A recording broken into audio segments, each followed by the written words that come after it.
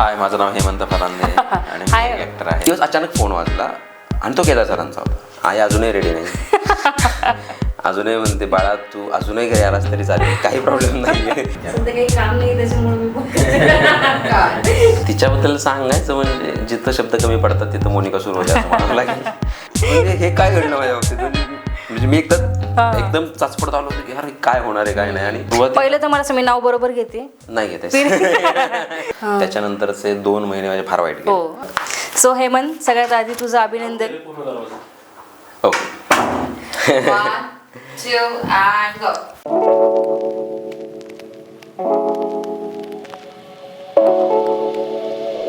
So Hemant, सगळ्यात आधी तुझं अभिनंदन की तुला गोंधळ हा मूवी तुझा जो आहे तो थिएटरमध्ये इतका छान रिस्पॉन्स येतो त्याला. आणि तुझं काम मी बघितलं आहे, मला प्रचंड आवडलं तुझं गोंधळमधलं काम. सो मला ते सांग की ती मूवी तुला कशी मिळाली आणि एकंदरीत प्रोसेस काय होती? ते ॲक्च्युली मी जी सिरियल करत होतो फिरतीचा बनवा रिपीटला, कलर्स मराठीला होती. सो त्याच्यामध्ये एक असिस्टंट डिरेक्टर होता, शुभम नाव आहे त्याचं. एक दिवस रात्री 11:30 वाजता त्याचा फोन आला आणि तो म्हटलं की एक अर्जंट ऑडिशन हवी आहे, एक मूवी करतोय. सो मग मी म्हटलं की उद्या सकाळी दिले तर चालेल का? तो म्हटलं नाही अर्जंट हवी आहे, कारण अजून 2-3 लोकांनी ऑडिशन दिलेल्या होत्या. त्याला मी रात्री 12:15 साडेबारा वाजता ऑडिशन पाठवली आणि मग त्याच्यानंतर ते डिरेक्टरने 1 वाजता पाहिली रात्री आणि 1:15 वाजता मला कॉल आला की डन, फक्त आपण एकदा समोर लुक टेस्ट करूयात. म्हणजे बघून त्यांना माहित नाही, त्यांना कॉन्फिडन्स आला की हा करेल. मग ते म्हटले की पण तरी पण एकदा भेटूयात आपण आणि भेटून एकदा लुक टेस्ट करूयात. आणि जर त्यांना वाटलं तर ते अजून एक ऑडिशन घेणार होते माझे, पण ते ऑडिशन नाही झाले, लुक टेस्ट झाली आणि डन. मग तो सिनेमा मला मिळाला. कमाल एक्सपिरियन्स होता तो गोंधळ. मजा आली शूटला. 10 दिवस शूट होतं माझं त्याच्यामध्ये आणि 10 रात्री कडाक्याच्या थंडीत आम्ही ते शूट केलं होतं. कमाल एक्सपिरियन्स होता तो. पण आता आपण सुरुवात करू की कसं तुला वाटलं की आपण ॲक्टिंग हे फील्ड निवडावं? खरं तर विचार कधीच नव्हता केलेला की ॲक्टर व्हावं म्हणून. 12वी पर्यंत अजिबातच नाही. 12वीत असताना एक तोपर्यंत स्टेजवर वक्तृत्व स्पर्धा वगैरे ते पण. तू मूळचा बारामतीचा? मी मूळ बारामतीचा. बारामतीमध्ये वाणेवाडी नावाचं एक गाव आहे, सो त्या गावातला मी आहे मूळ. पण 12वीत असताना एक मित्र म्हटला की चल पथनाट्य करूयात. म्हणून मी काही इंटरेस्टेड नाही आहे, मला काय फार हे करायचं नाही आहे. तर म्हणलं करून तर बघ. एक तर त्याला आर्टिस्ट मिळत नव्हते कॉलेजमध्ये कोणीच 12वीत असताना. म्हटलं कर. म्हणून मग आम्ही ठीक आहे म्हणलं, तू म्हणतोयस तर करतो. आणि त्याच्यामध्ये एक रोल प्ले केला जो लोकांना खूप आवडला आणि ते मी असं फ्लोमध्ये करून टाकलेलं होतं. मला काय असं काय फार विशेष करायचं होतं असं नव्हतं. ते आवडलं लोकांना. मग म्हटलं अरे, आणि मला पण मजा आली होती ते करताना. हे काहीतरी गंमत आहे म्हटलं, अजून ट्राय करून बघूया त्याला. मग खूप विचार करून म्हटलं की यार एकदा ॲक्टिंगमध्ये ट्राय तर करून बघूया. आणि मग ते पुढचं ट्राय करत इथपर्यंत आता सुरू आहे असं सगळं. तर मला अजून एक तुला विचारायचं होतं झापूक झुपूक बद्दल. केदार सरापर्यंत तू कसा पोहोचलास किंवा ती फिल्म तुला कशी मिळाली झापूक झुपूक? सिरियल करत होतो त्यावेळी. कलर्स मराठीचे ते हेड होते, प्रोग्रामिंग हेड होते. सो त्यावेळी आम्ही एकदा मुंबईत भेटलो होतो, एका शोसाठी मी गेलो होतो. आणि तिथं ते भेटले आणि म्हटले की तू चांगलं काम करतोस आणि आपण एकत्र काम करूया. आणि म्हटलं की म्हणजे मी म्हटलं की यार एवढ्या मोठ्या माणसानं कौतुक करणं हेच माझ्यासाठी खूप मोठी गोष्ट होती. पण सोबत काम करूच आणि हे मला थोडंसं ते ड्रीमी वाटत होतं की यार इतक्या लगेच केदार सर मला असं लगेच काम ऑफर करतील असं मला कधी वाटलं नव्हतं. मग एक दिवस अचानक फोन वाजला आणि तो केदार सरांचा होता. सो ते माझ्यासाठी शॉकिंग होतं की अरे, म्हणजे मी ज्यांचा नंबर शोधत होतो डिरेक्टली कॉल आला. म्हटलं काय करतोय? तर म्हटलं की काय नाही सर, एक प्रोजेक्टवरती काम सुरू आहे. ठीक आहे, किती दिवसात संपेल ते? म्हटलं पुढच्या 10-15 दिवसांमध्ये संपेल म्हणून. ठीक आहे म्हटलं, ये एक फिल्म आहे आणि तू येऊन भेट. सो मग डिरेक्टली त्यांनी घरीच बोलवलं. त्यांच्या घरी त्यांनी डिरेक्टली गोष्ट सांगितली आणि गोष्ट सांगितली की कॅरेक्टर सांगितलं आणि म्हटलं की हे तुला करायचं. एवढ्या मोठ्या डिरेक्टरबरोबर काम करायला मिळालं की म्हटलं अरे चला, काही वर्षांची मेहनत थोडी तरी कामी आली आपल्याला इथं की सरांनी एवढा विश्वास टाकला. पण ॲज अ ॲक्टर जेव्हा आपल्याला इतका मोठा मूवी मिळतो पण तो तसा काय म्हणू आपलं थिएटरमध्ये चालत नाही किंवा ऑडियन्सकडून तितका छान रिस्पॉन्स आला नाही तसं बघायला गेलं तर झापूक झुपूकला, तर तुला काय वाटलं त्यावेळेला की यार इतकं छान आपल्याला प्रोजेक्ट मिळालं, इतकं छान आपलं काम आहे मोठ्या स्किलचं आणि पण तसं नाही वर्क झाला? त्रास खूप झाला. झापूक झुपूक रिलीज पर्यंत मी खूप स्टेबल होतो. त्याच्यानंतरचे 2 महिने माझे फार वाईट गेले. फार म्हणजे फार वाईट गेले. मला फिल्म नाही चालली याचं दुःख 100% असतंच कुठल्याही कलाकाराला किंवा त्या टीम मधल्या कुठल्याही मेंबरला. ते होतंच, पण सोबत ती फिल्म ज्या पद्धतीनं ऑडियन्सनं घेतली त्याचं मला दुःख जास्त होत होतं. कारण फिल्म बघून काही तुमचं ओपिनियन देणं काहीच प्रॉब्लेम नाहीये, पण फिल्म न बघताच ओपिनियन देणं ठीक आहे, माझं काम खराब झालंय किंवा अजून 2 लोकांचं काम खराब झालंय असं जर तुम्हाला वाटत असेल ना, नो डाऊट ते बोललंच गेलं पाहिजे, कारण तो ऑडियन्सचा अधिकारच. पण न पाहता जर तुम्ही काहीतरी विचित्र आणि घाणेरड्या शब्दांमध्ये फिल्मला नावं ठेवत ट्रोलिंग झाली प्रकारे. ट्रोलिंग की फिल्मला ट्रोल करणं किंवा सूरजला ट्रोल करणं, कामाबाबत डेफिनेटली बोलावं की नाही काम आवडलं, नाही फिल्म आवडली, नो डाऊट इम्प्रुव्हमेंटला चान्स. बरोबर. सो असा तो एक थोडासा आफ्टर रिलीज एक्सपिरियन्स होता झापक झुपकचा. तू बोलला की तुला मूवी जशी मिळाली ती झापक झुपक सिरियलमुळे मिळाली, तर मला त्याच्याबद्दल आवडेल की जेव्हा प्रीती चव्हाण व उरी पेटला ह्याच्यामध्ये तुला कास्टिंग कसं झालं? ते एकतर सुरुवात पहिलं तर मला मी नाव बरोबर घेते नाही घेते साऊंड परत एकदा चेक करा आणि ते फ्रेमचं बघू खाली पडले ते शिवाजी महाराजांचं नीट लावते काय पेपर तो. अच्छा चिकटवाला येईल का त्याला? ऐक ना, तो पहिला प्रश्न विचारला ना मी तुला, तो परत घेऊ आपण. कुठला माहितीये का? गोंधळ मूवी बद्दल इतका चांगला फ्लो होता, आम्ही काय मित्रासाठी चालतो मी आता तिकडे चाललेलो आहे. ओके की तुला सिरियल जी मिळाली तुझी प्रीती चव्हाण व उरी पेटला, तर मला त्याच्याबद्दल सांग, कारण बहुतेक त्याच्यामुळेच तुला ह्या जे काही फिल्म्स तुझ्या मिळाल्या त्या मिळाल्यात तुला. विनोद लवेकर सर आहेत त्याचे डिरेक्टर, पोतडे एंटरटेनमेंट त्यांचंच आहे, मोठे डिरेक्टर. तर लॉकडाऊनमध्ये मग त्यांनी एक ऑडिशनसाठी मला ललित कला केंद्रामध्ये बोलवलं होतं. मी गेलो तिथे ऑडिशन दिली, 3-4 ऑडिशन्स झाल्या होत्या आणि डन पण झालं होतं सगळं, एक 90-95% डन झालं होतं. पण समहाव त्यांनीच तो प्रोजेक्ट सोडला. सो त्याच्यामुळे मग परत 1-1.5 वर्ष म्हणजे कनेक्टेड होतो आम्ही थोडे, पण काम नव्हतं झालं त्यांच्यासोबत माझं काहीच. आय थिंक त्याच्यानंतर एक 15-20 दिवसानंतर त्यांचा कॉल आला की एक ऑडिशन करायचे आणि त्यांनी परत घरीच बोलावून घेतलं की, आणि तिथं अजून एक 3-4 लोक ऑडिशनसाठी आलेले होते. सो त्या ऑडिशनचं मला थोडं दडपण नक्कीच होतं की कारण मोठा डिरेक्टर आहे आणि कमर्शियल मी याच्या आधी प्रोजेक्ट कुठलाच केलेला नव्हता.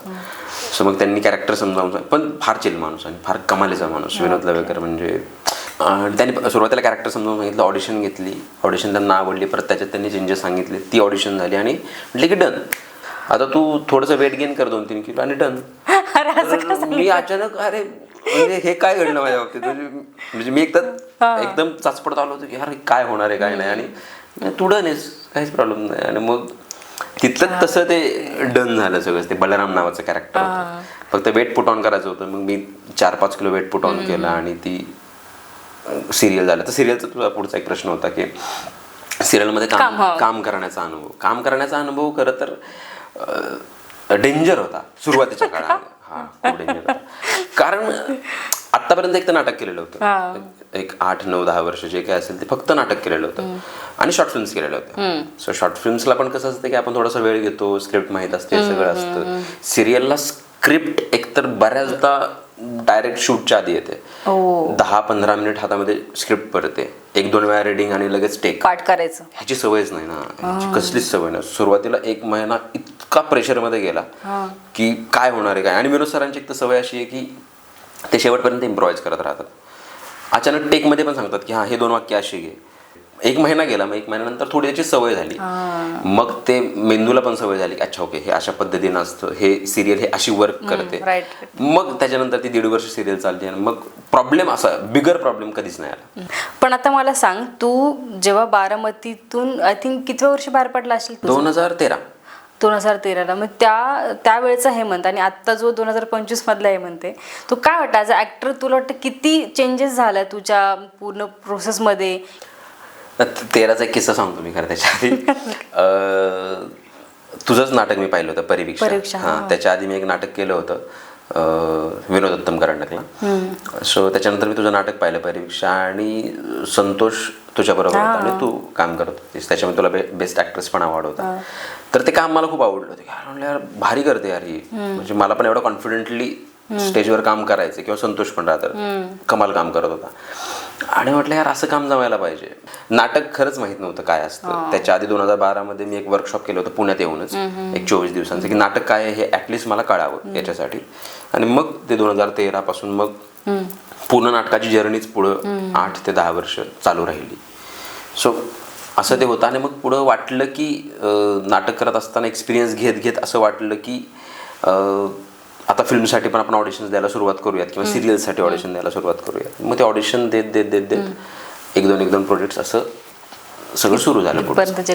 पण मला सांग, आता ह्याच्यामध्ये तू आलास, पण आता आपण जेव्हा एखादं करिअर निवडतो तर फॅमिली खूप मॅटर करते. आपण त्यांचं एक सजेशन असतं किंवा एक मत असतं. तर जेव्हा तू घरी सांगितलं की मला ह्या क्षेत्रामध्ये काम करायचं आहे, मला वाटतं तू शाळेमध्ये पण म्हणजे कॉलेजमध्ये पण सायन्स घेतलं होतं, तर एकदमच वेगळंच काहीतरी बॅकग्राऊंड आणि आपण करतोय. तर घरच्यांचा काय रिस्पॉन्स होता पहिल्यांदा जेव्हा तू सांगितलं? वडील रेडी होते. वडील सुरुवातीला, आई अजिबातच नाही. आई अजूनही रेडी नाही. अजूनही म्हणते बाळा तू अजूनही घरी आलास तरी चालेल, काही प्रॉब्लेम नाही आहे, तू बिंदास ये म्हणून घरी. पण वडील त्यावेळी पण त्यांना हे माहीत नव्हतं की हा सक्सेस होईल असं. मला तरी त्यांच्या डोळ्यांमध्ये दिसत नव्हते की हा सक्सेस होईल. फक्त त्यांना एक कॉन्फिडन्स होता की मुलगा काहीतरी बोलतोय बाबा चला. हा ते पण होतं. आणि त्यांचं असं होतं की यार हा म्हणजे हा वायफट काय करणार नाही जाऊन, एवढा त्यांना कॉन्फिडन्स होता. तिथं जवळच्या थिएटरमध्ये जेव्हा तुझं स्वागत होतं, तुझ्यासाठी शो बुक केला जातो गावातल्या लोकांनी, हाऊसफुल लोक येतात ते बघायला, तेव्हा त्यांना कसं वाटलं की अरे बाबा मुलांनी सुरू केलं होतं पण ॲटलिस्ट आत्ता असं काहीतरी काम करतो की लोक त्याला घराघरात तो दिसतोय किंवा थिएटर बुक होतंय, ते काय होतं त्यांना फिलिंग कशी होती? सो आईवडिलांना दोघांना छान वाटत होतं की यार चला एक सिनेमा जो गावातल्याच थिएटरमध्ये लागलाय, गावामध्ये एक 2-3 फ्लेक्स मुलांनी मित्रांनीच लावलेले आहेत वगैरे वगैरे. सो ते त्यांना छान वाटत होतं. आणि त्यांना बघून मला छान वाटत होतं की चला काहीतरी एक फिल्म आली जी माझ्याच गावात लागली आणि ते सगळेजण आम्ही एकत्र बसून बघतोय तो सिनेमा. आणि हाऊसफुल थिएटर आहे. ज्या थिएटरमध्ये माझे वडील मी लहान 3-4 वर्षाचा असताना त्यावेळी मला ते घेऊन जायचे थिएटरमध्ये.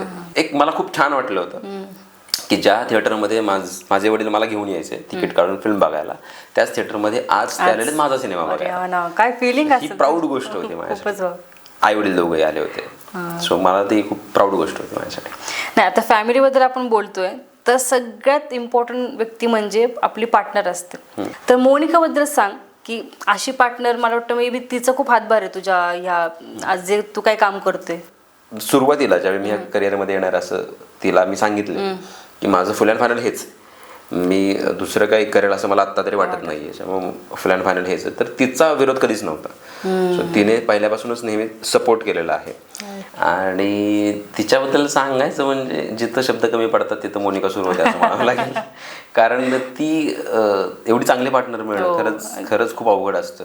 ती तेवढ्याच हक्काने भांडते पण माझ्याबरोबर जर माझ्याकडून काही होत नसेल तर किंवा चुकीचं घडत असेल तर. करिअर बाबत सिरियल चालू असताना पण सो ती सिरियल मी म्हणतो आजचा एपिसोड बघितला का? हो बघितला. खूप घाण काम केलं आज. मग पण ती बोलू शकते मला माहिती काय. आणि त्याच्यानंतर ती काहीच नाही.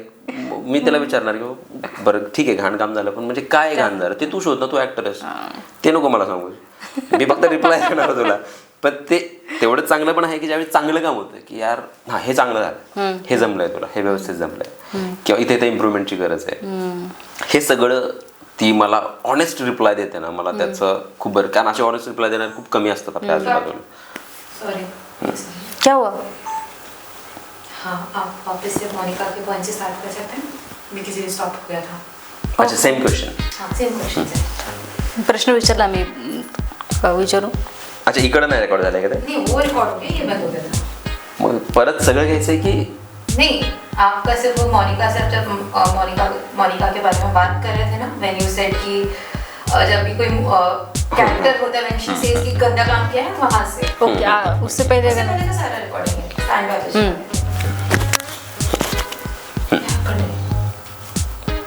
ही प्रश्न विचारणार आहे. सो ओव्हरऑल जर विचार केला आपण ना तर संपूर्ण माझ्या या जर्नीमध्ये, कारण आम्ही गेले 13-15 वर्ष झाले एकत्र आहोत. 15 वर्ष झाले असतील मे बी. तुम्ही लयच लवकर लग्न केलं? नाही, खूप लवकर नाही लग्न केलेलं आम्ही. खूप लवकर रिलेशनशिपमध्ये आलो करत आम्ही. आणि त्या रिलेशनशिप म्हणजे तिला सुरुवातीला ज्यावेळी मी या करिअरमध्ये येणार असं तिला मी सांगितलं की माझं फुल अँड फायनल हेच, मी दुसरं काही करेल असं मला आत्ता तरी वाटत नाही आहे, त्यामुळे फुल अँड फायनल हेच. तर तिचा विरोध कधीच नव्हता. सो तिने पहिल्यापासूनच नेहमी सपोर्ट केलेला आहे. माझ्या मनात हे चालू असतं की हे सक्सेस जरी मी इन फ्युचर अजून सक्सेसफुल जरी झालो ना तर हे सक्सेस एकट्याचं कधीच नसणार आहे. हे तिचं असणार आहे, आईवडिलांचं असणार आहे, मित्रांचं असणार आहे. कारण त्यांच्या सपोर्ट शिवाय कुणीच उभं नाही राहू शकत, कुणीच नाही उभं राहू शकत. ओके, आता मला सांग, तू तिन्ही याच्यामध्ये काम केलंस, म्हणजे थिएटर असेल, सिरियल असेल आणि मूवी असेल, त्या तिन्हीमध्ये काम करताना मराठी इंडस्ट्रीमध्ये तुला काय वाटलं की तू कशामध्ये तुला जास्त ॲज अ ॲक्टर म्हणून मी कम्फर्टेबल होतो किंवा मला तिथं माझी ॲक्टिंग जास्त खुलून येते? नाही, माझं असं खरंच नाही. मला ऍक्टर म्हणून काम करायचं, मग थिएटर असेल, सिरियल असेल, शॉर्ट फिल्म्स असतील, फिल्म्स असतील, वेब सिरीज असेल, सिरियसली नाही. म्हणजे मी याच्यावरती विचार पण खूप वेळा केला की मला नक्की काय आवडेल, कशात काम करायला आवडेल. असं काहीच नाही. मला फक्त एक कॅरेक्टर द्या, ते थोडंसं डिफिकल्ट कॅरेक्टर असावं, मजा येते करायला जरा म्हणून.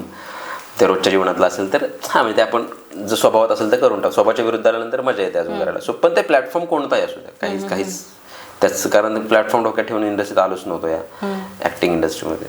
मी फक्त कॅरेक्टर्स करायचे म्हणून आलो तसं, असं काही डिफरन्स नाही.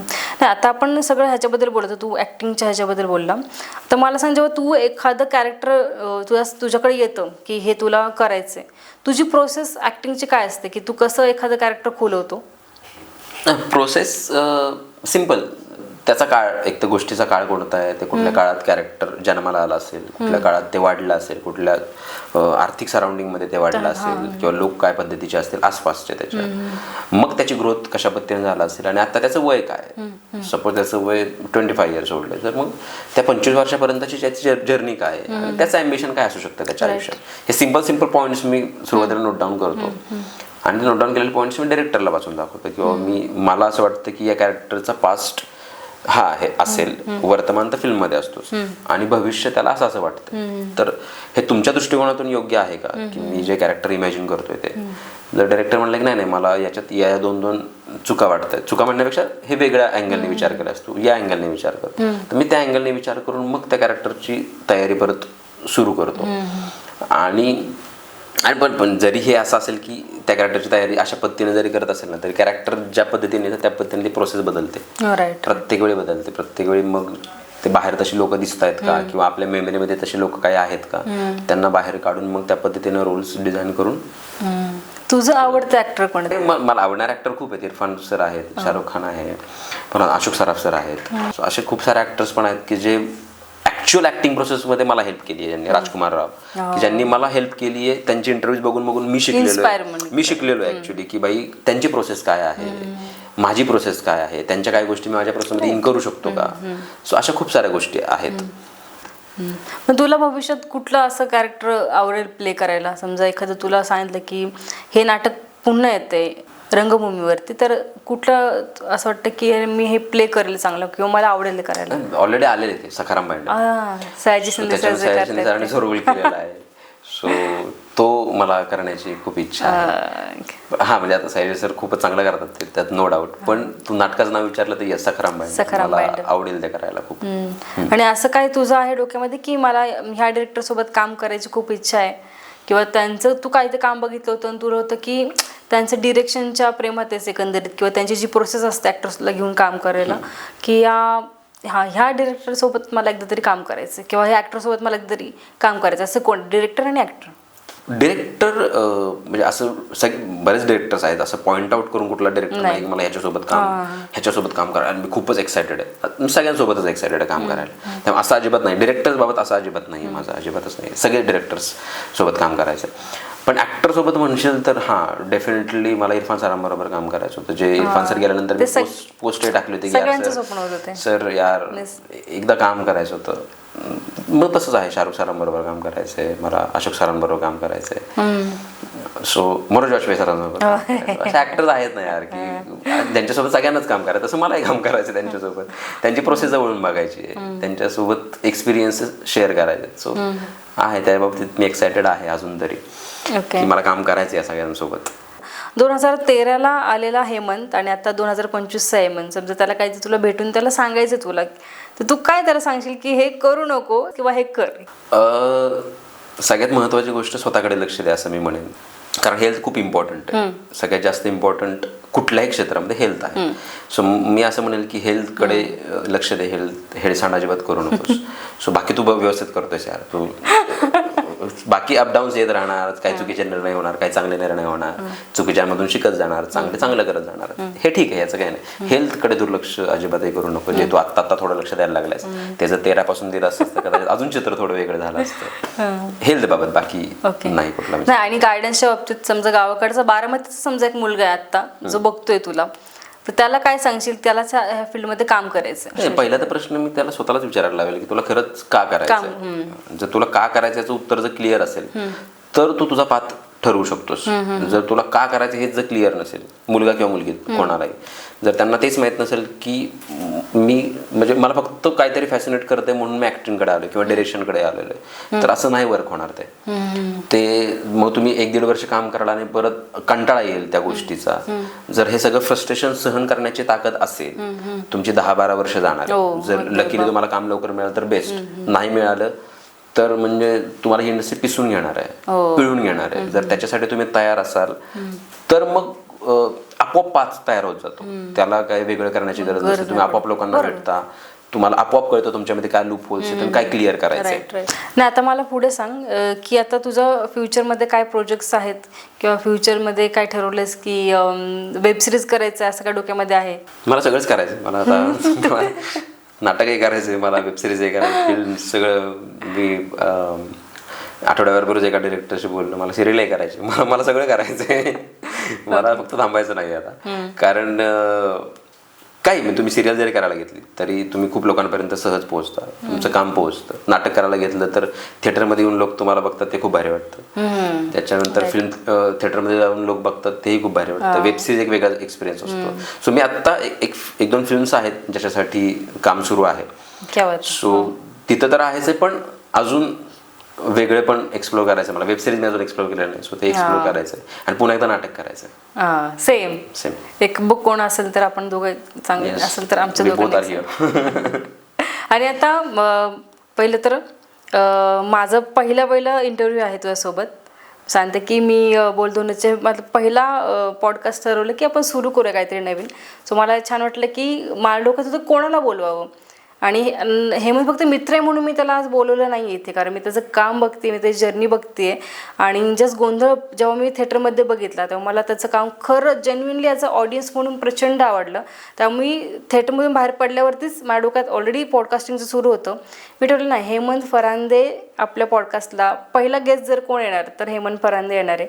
त्यामुळे आज तू आलास तर मला खूप भारी वाटलं तुझ्यासोबत बोलून. आणि तुला असं अजून खूप साऱ्या मूवीज कर, थिएटरमध्ये जाऊन आम्ही दरवर्षी तुला बघितलं पाहिजे, वेब सिरीज कर, नाटक कर, काय असेल तर मला पण काम देतो. आणि मला खूप भारी वाटलं तू आज इथे आला. सो कसं वाटलं तुला, एक्सपिरियन्स कसं होता? नाही, एक्सपिरियन्स याच्या आधी मी झापूक वेळी किंवा सिरियलच्या वेळी खूप इंटरव्ह्यूज दिले होते. पण एका ॲक्टरने एका ॲक्टरचं इंटरव्ह्यू घेणं हे मी पहिल्यांदा अनुभवलंय. सो कमालीचे ॲक्टर आहेस तू, पण ॲक्ट्रेस आहेस. आणि छान वाटलं की एका ॲक्टरने दुसऱ्या ॲक्टरचा इंटरव्ह्यू घेतला. सो शेअर करायला पण मजा आली. आता तरी आपण ऍक्टिंगच्या प्रोसेसबद्दल जास्त डीप नाही बोललो. खूप जरा मुद्दा सगळेच गोष्टी बोलायच्या होत्या फॅमिलीपासून जर्नीपर्यंत. त्यामुळे खूप प्रश्न थोडे वरवरचे घेऊन आपण बोललो. तर एक पॉडकास्ट असं नक्कीच करू की जिथं प्रॉपर आपण ऍक्टिंगबद्दल बोलतोय फक्त, बाकी कशाबद्दल चर्चा करत नाहीये. मला कुठं कुठं ठेचा लागला, काय तर ते कुठं फिरगळला गेला होता, काय जास्त ते जास्त आपण नंतरच्या पॉडकास्टमध्ये इंटरव्ह्यू मध्ये आपण नक्कीच करूया. सो थँक्यू सो मच, तू आलास आणि मला भारी वाटलं यार आज. Thank you so much. येस, सगळ्यांना थँक्यू. हे ना, इनफ ना. सो मुझे मला एकदा बोलायचं आहे फक्त. काय बोलू मी? सांग ना, काय बोलू? येस,